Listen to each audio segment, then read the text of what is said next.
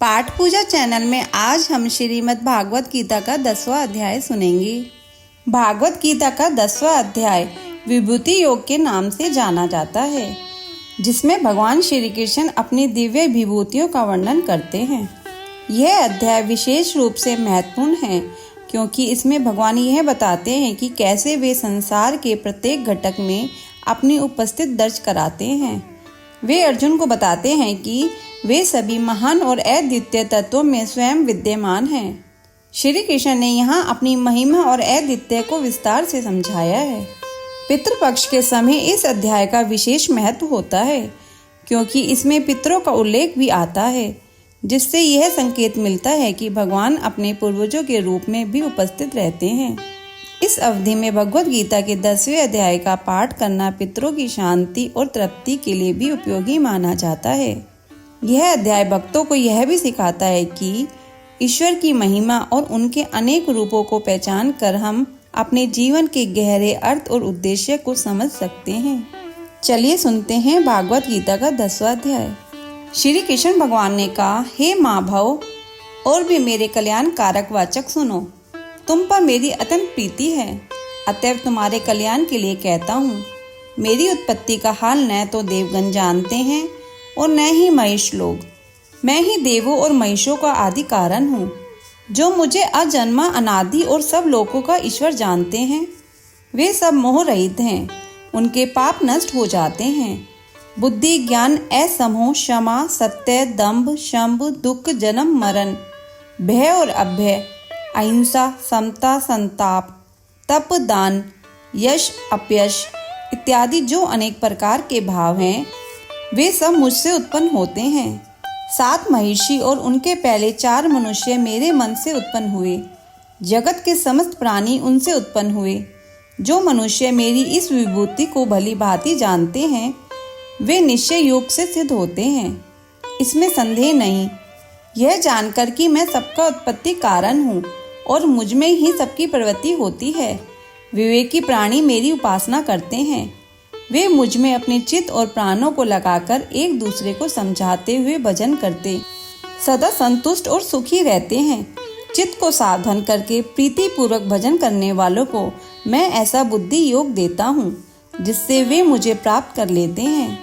उन पर अनुग्रह करके मैं उनकी बुद्धि में स्थित हो दैदित्यमान ज्ञान से अज्ञान मूलक संसारी अंधकार का नाश करता हूँ। अर्जुन ने कहा, आप पर ब्रह्मा हो, परम धाम हो, परम मित्र अचल और दिव्य पुरुष हो, आदि देव हो, अजन्मा हो, सन्यासी हो। तुमको सब ऋषि देवर्षि नारद अमित देवज्ञ और व्यास भी ऐसा कह गए हैं और स्वयं तुम भी कह रहे हो। हे केशव, जो तुमने मुझसे कहा है सो सब मैं सत्य मानता हूँ। हे भगवान, देवता और दानव इन दोनों ने ही तुम्हारे रूप को नहीं जाना है। हे सब जीवों के उत्पन्न करने वाले भूतेश, हे देव, हे जगतपते, हे पुरुषोत्तम, आप स्वयं ही अपने मन को जानते हैं। अतएव आप अपनी उन विभूतियों का हाल पूर्णतः वर्णन कीजिए, जिनके द्वारा आप इन सब लोकों में व्याप्त हो रहे हैं। हे योगिन, हे भगवान, सदैव आपका चिंतन करता हुआ मैं आपको किस प्रकार से जान सकता हूँ? आपका ध्यान किन किन भावों से करना योग्य है? हे जनार्दन, कृपया अपनी माया और विभूतियों को विस्तार से कहिए।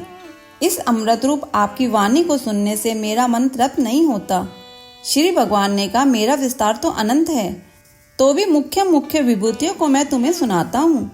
हे गुणकेश, समस्त भूतों के अंतःकरण में रहने वाली आत्मा मैं ही हूँ। मैं ही उनका आदि मध्य और अंत हूँ। मैं आदित्यों में विष्णु, प्रकाशों में अनेक किरणों से भूषित सूर्य, मरुदगणों में मारीच और नक्षत्रों में चंद्रमा हूँ। मैं वेदों में सामवेद, देवों में इंद्र, इंद्रियों में मन और धृत मात्र में चैतन्य मैं ही हूँ।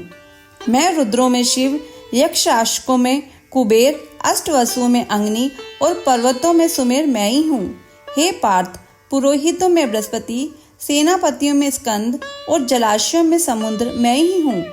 मैं महिषों में भृगुवाणी हूँ, अक्षरों में ओंकार, यज्ञों में जप और स्थावरों में हिमालय मैं ही हूँ। वृक्षों में पीपल, देवर्षियों में नारद, गंधर्वों में चित्ररथ, सिद्धों में कपिल मुनि, वेदों में अमृत से उत्पन्न उच्चे शर्वा, गजेंद्रों में एरावत और मनुष्य में राजा मैं ही हूँ।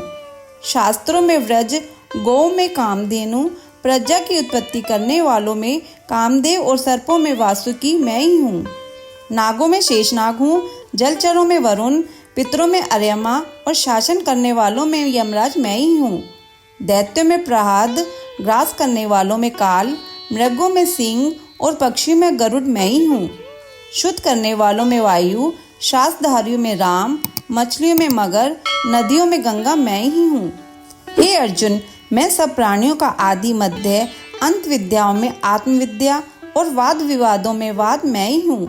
अक्षरों में ओंकार, समासों में द्वंद्व, अक्षय कोक और 4 मुख वाला ब्रह्मा भी मैं ही हूँ। सबको हरने वाली मृत्यु, भविष्य में होने वाले प्रतातों की उत्पत्ति, स्त्रियों में कीर्ति, लक्ष्मी, वाणी, स्मृति, मेघा, धृति और क्षमा मैं ही हूँ। सामवेद में ब्रह्मात्साम, छंदों में गायत्री, मासों में मार्गशीर्ष और ऋतुओं में बसंत मैं ही हूँ।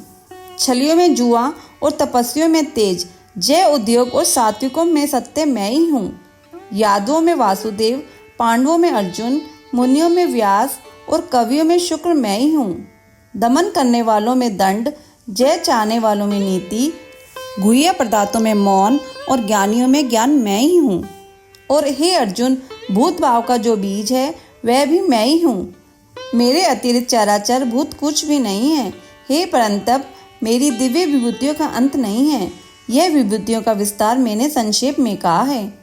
जो वस्तु ऐश्वर्यवान, शोभ्यमान और यशवान है, उन्हें मेरे ही तेज के अंश से उत्पन्न हुआ जानो।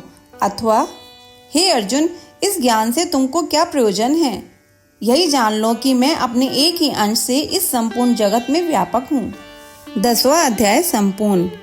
आज हम आपके लिए 10वें अध्याय के साथ साथ 11वें अध्याय की कथा भी लेकर आए हैं। अवश्य देखें। 10वें अध्याय में भगवान की विभूतियों का वर्णन सुनने के बाद 11वें अध्याय आपको उस ज्ञान की चरम सीमा तक पहुंचाएगा जहां अर्जुन ने भगवान के विशाल और अद्वितीय स्वरूप के दर्शन किए थे। अगर आपको यह अध्याय सुनना अच्छा लगा हो तो इसे लाइक करके शेयर करें। चैनल पर नए हैं तो सब्सक्राइब करें।